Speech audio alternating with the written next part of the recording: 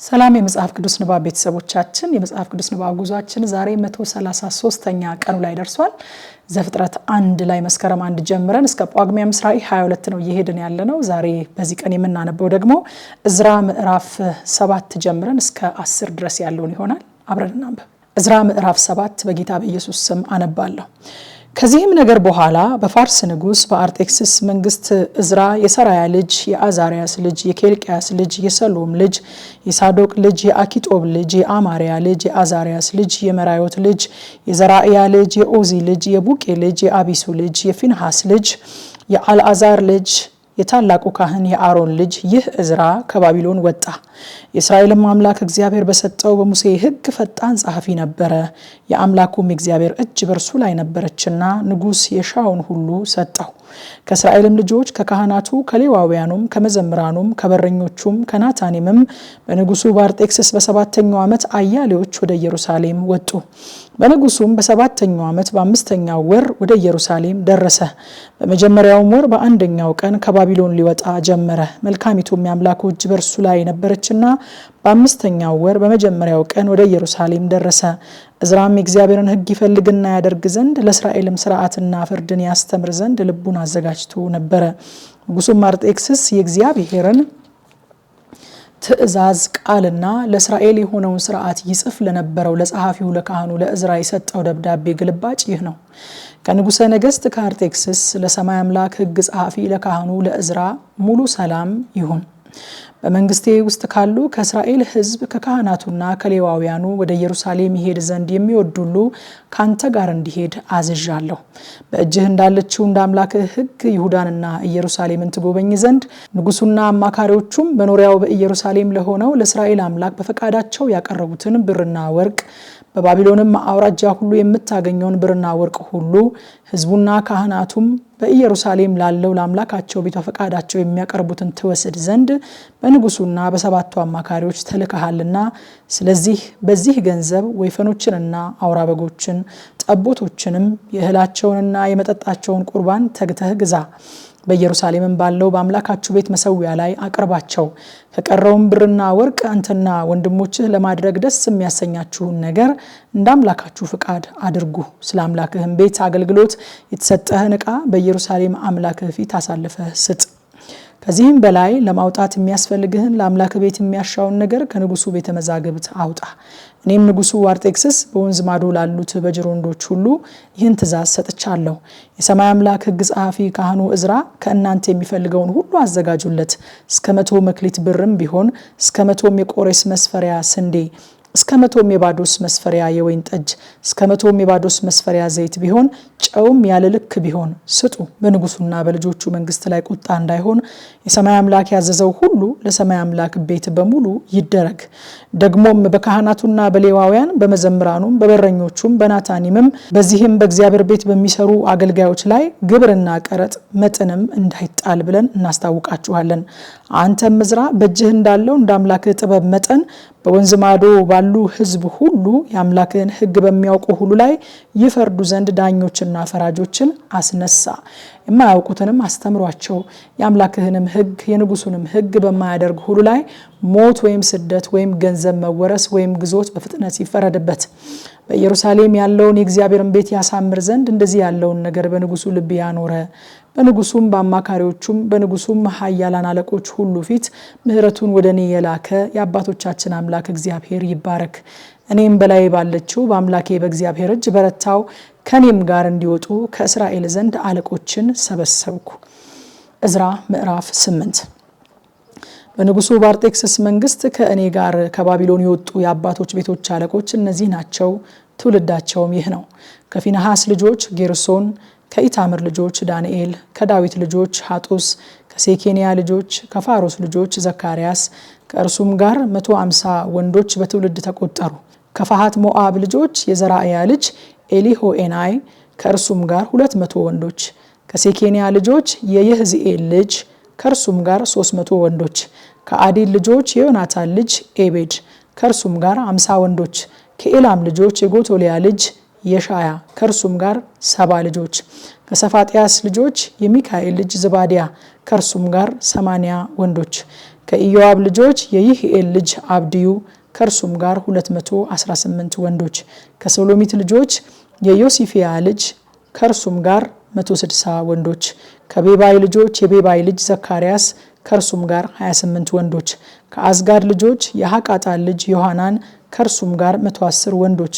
ከኋለኞቹ ከአዶኒቃም ልጆች ስማቸው ይህ ነው፣ ኤሊፋላት፣ ይኡኤል፣ ሸማያ ከእነርሱም ጋር 60 ወንዶች።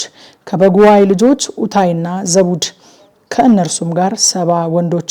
ወደ አሐዋም ወደሚፈስስ ወንዝ ሰበሰብኳቸው።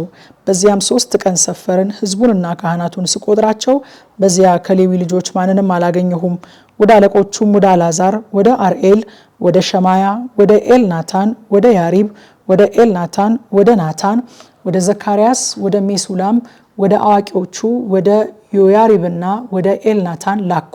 በካሲፊያ ስፍራ ወደ ነበረው ወደ አለቃው ወደ አዶ ላኳቸው። ለአምላካችን ቤት አገልጋዮችን ያመጡልን ዘንድ በካሲፊያ ስፍራ ለሚኖሩት ለአዶና ለወንድሞቹ ለናታኒም የሚነግሯቸውን ባፋቸው አደረግኩ። በላያችንም መልካም በሆነው በአምላካችን እጅ ከእስራኤል ልጅ ከሌዊ ልጅ ከሞሆሊ ልጆች ወገን የነበረውን አስተዋይ ሰው ሰራቢያን ከእርሱም ጋር 18 ልጆቹንና ወንድሞቹን አመጡልን። ደግሞም ሐሸቢያን ከእርሱም ጋር ከሜራሪ ልጆች ወገን የነበረውን የሻያንና 20ውን ወንድሞቹንና ልጆቻቸውን። ሌዋውያንም እንዲያገለግሉ ዳዊትና አለቆቹ ከሰጧቸው ናታኒም ውስጥ 220 ናታኒም አመጡ። እነዚህም ሁሉ በስም በስማቸው ተጠሩ። በአምላካችን ፊት ራሳችንን እናዋርድ ዘንድ ከእርሱም የቀናውን መንገድ ለእኛና ለልጆቻችን ለንብረታችንም ሁሉ እንለምን ዘንድ በዚያ በአሐዋ ወንዝ አጠገብ ጾም አወጅኩ። ንጉሱንም የአምላካችን እጅ በሚሹት ሁሉ ላይ ለመልካም ነው፣ ኃይሉና ቁጣው ግን እርሱም በሚተው ሁሉ ላይ ነው ብለን ተናግረን ነበርና በመንገድ ካለው ጠላት ያድኑን ዘንድ ጭፍራና ፈረሰኞች ከንጉሱ እለምን ዘንድ አፍሬ ነበርና፣ ስለዚህም ነገር ጾምን፣ ወደ እግዚአብሔርም ለመንን፣ እርሱም ተለመነን። ከካህናቱም አለቆች 12 ሰዎችን ሰራቢያንና ሐሸቢያን ከእነርሱም ጋር 10 ወንድሞቻቸውን ለየው። ንጉሱና አማካሪዎቹ አለቆቹም በዚያም የተገኙ እስራኤል ሁሉ ያቀረቡትን ለአምላካችን ቤት የቀረበውን ብሩንና ወርቁን ዕቃውንም መዝኜ ሰጠኋቸው። 650 መክሊት ብር፣ 100 መክሊት የብር ዕቃዎች፣ 100 መክሊት ወርቅ፣ 20 ባለሺህ ዳሪክ የወርቅ ጽዋዎች፣ 2 እንደ ወርቅ የከበሩ ከጥሩ ከሚያንጸባርቅ ናስ የተሰሩ ዕቃዎች መዝኜ በእጃቸው ሰጠው። እኔም እናንተ ለእግዚአብሔር ተቀድሳችኋል፣ ዕቃዎቹም ቅዱስ ናቸው። ብሩና ወርቁም ለአባቶቻችን አምላክ ለእግዚአብሔር በፈቃድ የቀረበ ነው። በካህናትና በሌዋውያን አለቆች በእስራኤልም አባቶች ቤቶች አለቆች ፊት በኢየሩሳሌም በእግዚአብሔር ቤት ጓዳዎች ውስጥ እስክትመዝኑ ድረስ ተግታችሁ ጠብቁ አልኳቸው። ካህናቱና ሌዋውያኑም ወደ ኢየሩሳሌም ወደ አምላካችን ቤት ይወስዱት ዘንድ ብሩንና ወርቁን ዕቃዎቹንም በሚዛን ተቀበሉ። በመጀመሪያው ወር በ12ኛው ቀን ወደ ኢየሩሳሌም እንሄድ ዘንድ በአሐዋ ወንዝ ተነሳን። የአምላካችንም እጅ በላያችን ነበረ። በመንገድም ከጠላትና ከሚሸምቅ ሰው እጅ አዳነን። ወደ ኢየሩሳሌምም ደረስን። በዚያም 3 ቀን ተቀመጥን። በ4ኛው ቀን ብሩና ወርቁ ዕቃዎቹም በአምላካችን ቤት በካህኑ በኦርዮ ልጅ በሜሪሞት እጅ ተመዘኑ። ከእርሱም ጋር የፊንሐስ ልጅ አልዓዛር ነበረ። ከእነርሱም ጋር ሌዋውያን የኢያሱ ልጅ ዮዛባትና የቢንዊ ልጅ ኖአዲያ ነበሩ። ሁሉም በቁጥርና በሚዛን ተመዘነ። ሚዛኑም ሁሉ በዚያን ጊዜ ተጻፈ። ከምርኮም የወጡት ምርኮኞች ለእስራኤል አምላክ ለሚቃጠል መስዋዕት ስለ እስራኤል ሁሉ 12 ወይፈኖች፣ 96 አውራ በጎች፣ 77 ጠቦቶች፣ ለኃጢአት መስዋዕት 12 አውራ ፍየሎችን አቀረቡ። ይህ ሁሉ ለእግዚአብሔር የሚቃጠል መስዋዕት ነበረ። የንጉሱንም ትእዛዝ በወንዙ ማዶ ላሉት ለንጉሱ ሹማምንቶችና ገዢዎች ሰጡ። እነርሱም ሕዝቡንና የእግዚአብሔርን ቤት አገዙ። ዕዝራ ምዕራፍ 9። ይህም ከተፈጸመ በኋላ አለቆቹ ወደ እኔ ቀርበው የእስራኤል ሕዝብ ካህናቱም ሌዋውያኑም እንደ ከነዓናውያን፣ እንደ ኬጢያውያን፣ እንደ ፌርዛውያን፣ እንደ ኢያቡሳውያን፣ እንደ አሞናውያን፣ እንደ ሞዓባውያን፣ እንደ ግብፃውያንና እንደ አሞራውያን ርኩሰት ያደርጋሉ እንጂ ከምድረ አሕዛብ አልተለዩም። ለራሳቸውና ለልጆቻቸውም ሴቶች ልጆቻቸውን ወስደዋል። የተቀደሰውንም ዘር ከምድረ አሕዛብ ጋር ደባልቀዋል። አስቀድመው አለቆቹና ሹማምንቶቹ በዚህ መተላለፍ መጀመሪያ ሆነዋል አሉኝ።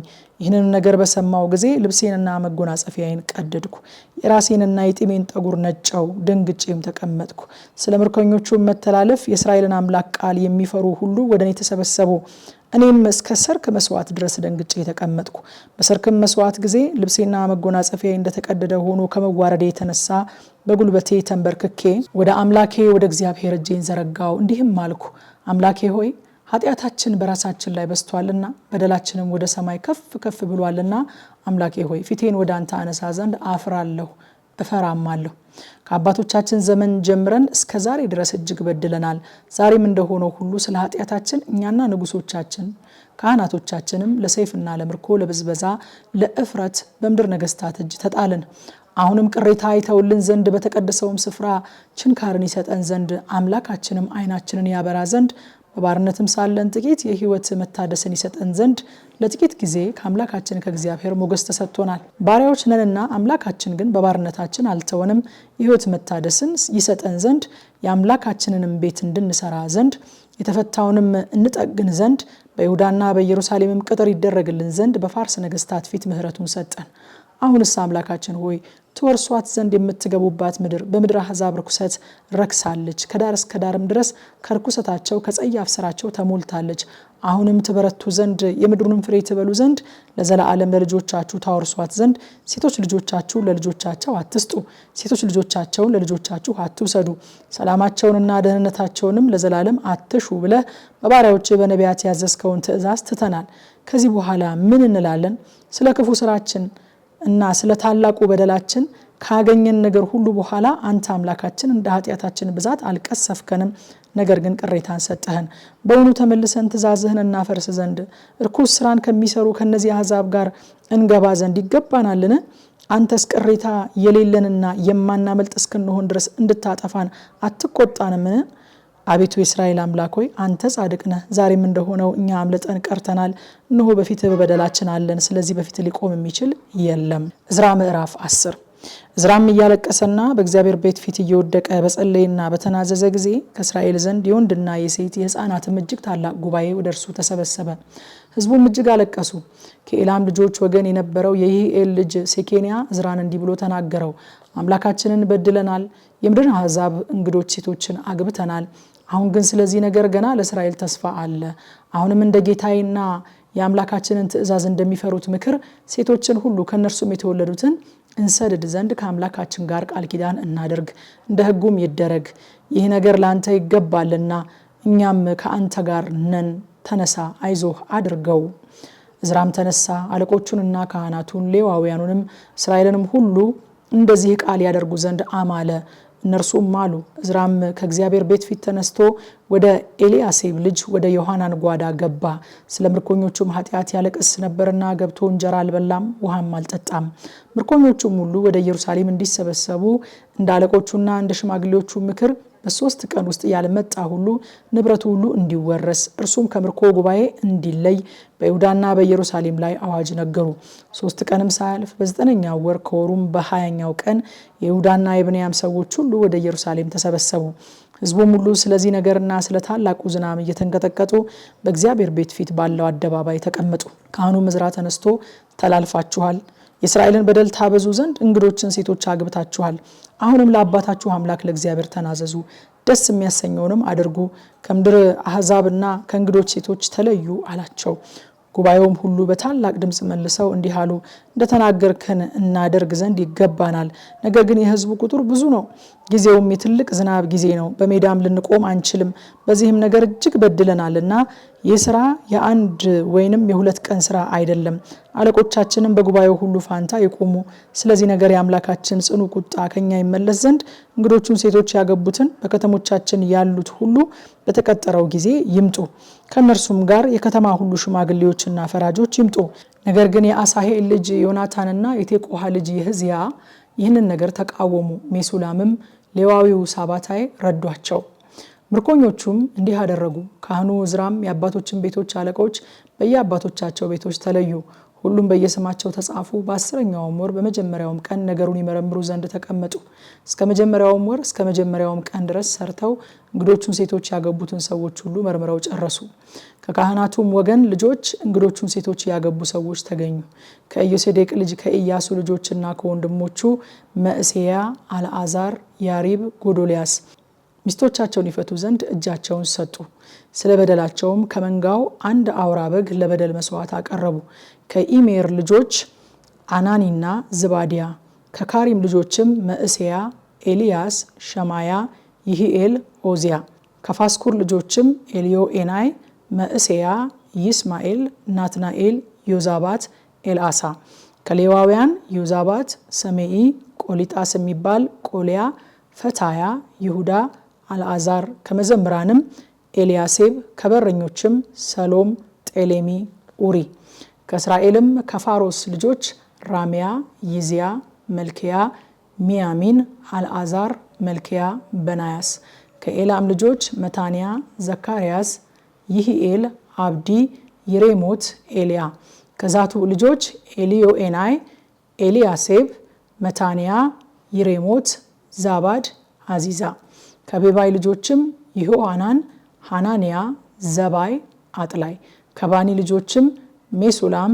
መሉክ፣ አዳያ፣ ያሱብ ሻአል፣ ራሙት፣ ከፋሃት ሞዓብ ልጆችም አድና፣ ክላል፣ በናያስ፣ መእሴያ፣ መታንያ፣ ባስልኤል፣ ቢንዊ፣ ምናሴ፣ ከካሪም ልጆችም አልዓዛር፣ ይሽያ፣ መልክያ፣ ሸማያ፣ ስምዖን፣ ብንያም፣ መሉክ፣ ሰማራያ፣ ከሐሱም ልጆችም መትናይ፣ መተታ፣ ዛባድ፣ ኤሊፋላት፣ ይሬማይ፣ ምናሴ፣ ሰሜኢ፣ ከባኒ ልጆችም መዕዳይ፣ አምራም፣ ኡኤል፣ በናያስ፣ ቤድያ፣ ኬልቅያ፣ ወንያ፣ ሜሪሞት፣ ኤልያሴብ፣ መታንያ፣ መትናይ፣ የእሱ፣ ባኒ፣ ቢንዊ፣ ሰሜኢ፣ ሰሌምያ፣ ናታን፣ አዳያ፣ መክነድባይ፣ ሴሴይ፣ ሸራይ፣ ኤዝርኤል፣ ሰሌምያ፣ ሰማራያ፣ ሰሎም፣ አማርያ፣ ዮሴፍ፣ ከናባው ልጆችም ይኢኤል፣ መቲትያ፣ ዛባድ፣ ዘቢና፣ ያዳይ፣ ኢዮኤል፣ በናያስ። እነዚህ ሁሉ እንግዶቹን ሚስቶች አግብተው ነበረ። ከነዚህም ሚስቶች አያሌዎቹ ልጆችን ወልደው ነበረ። የዛሬ ንባባችን ይህንን ይመስላል። ከምሽቱ 3 ሰዓት ላይ ደግሞ በኢትዮጵያ ሰዓት አቆጣጠር በቲክቶክ እና በቴሌግራም የቀጥታ ስርጭት ይህንን ክፍል በጥልቀት እናጠናለን። መታችሁ እንድታጠኑ ጋብዛችኋለሁኝ። ሰላም።